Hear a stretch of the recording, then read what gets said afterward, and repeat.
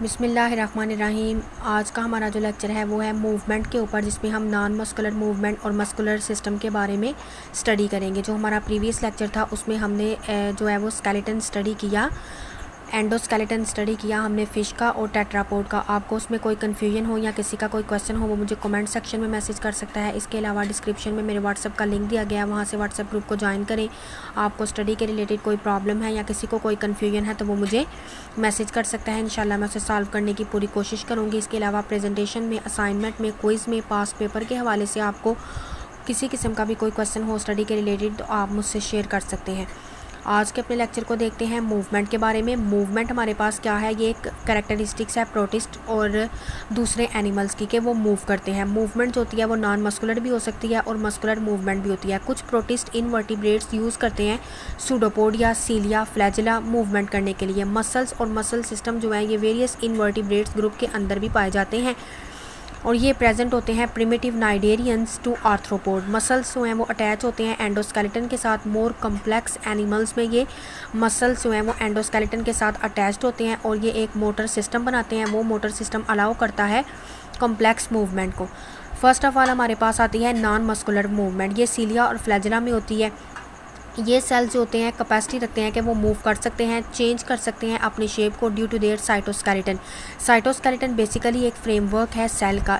They have specialised contractile mechanism. इसके पास specially contractile mechanism होता है। फॉर एग्जांपल जैसे कि हमारे पास प्रोटोजोआन्स आ जाते हैं तो इनके पास स्पेसिफिक नॉन मस्कुलर स्ट्रक्चर्स पाई जाती हैं। ये स्ट्रक्चर्स क्या कहलाती हैं, सूडोपोड या फ्लैजिला या सीलिया। इनके पास जो है वो प्रोटीन लाइक एक्टिन और मायोसिन प्रेजेंट होती है। ये प्रोटीन्स रिस्पॉन्सिबल होती हैं इनमें इन स्ट्रक्चर्स की मूवमेंट करवाने के लिए। मसल जो हैं इनके कॉन्ट्रैक्ट करते हैं by the interaction of these proteins. Actin और मायोसिन प्रेजेंट होती हैं प्रोटोजोआ के अंदर भी और एनिमल्स के अंदर भी।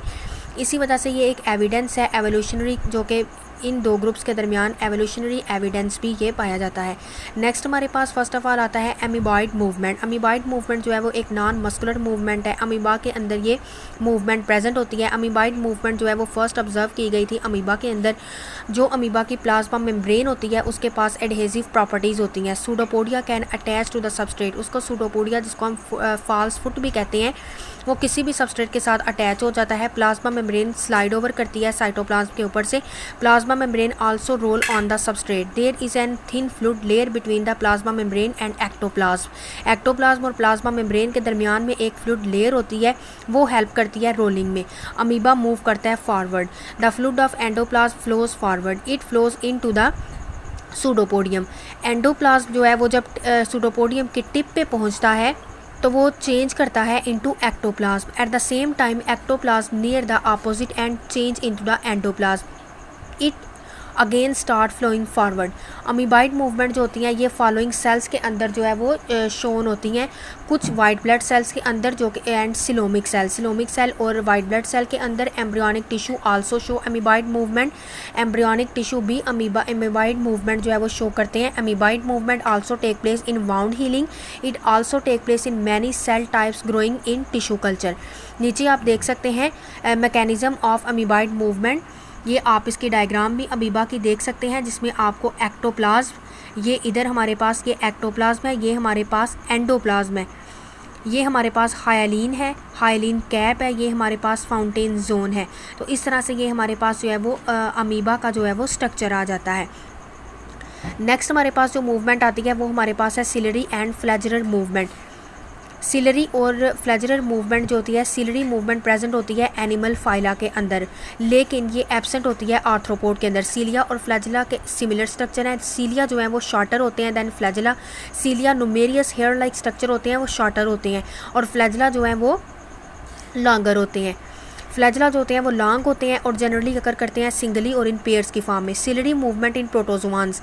सीलिया शो करते हैं coordinative movement. Cilia pair wise जो है वो रो करते हैं, उनकी रोज होती हैं सिलिएटेड प्रोटोजोआ के अंदर। वो जो सीलिया की रो होती है स्लाइटली आउट ऑफ फेज होती है with one another. Ciliary waves pass over the surface of the protozoan. बहुत से सिलिएट्स जो हैं वो रैपिडली रिवर्स मूव करते हैं in the direction of cilia, और it change the direction of ciliary waves, does it change the direction of movement.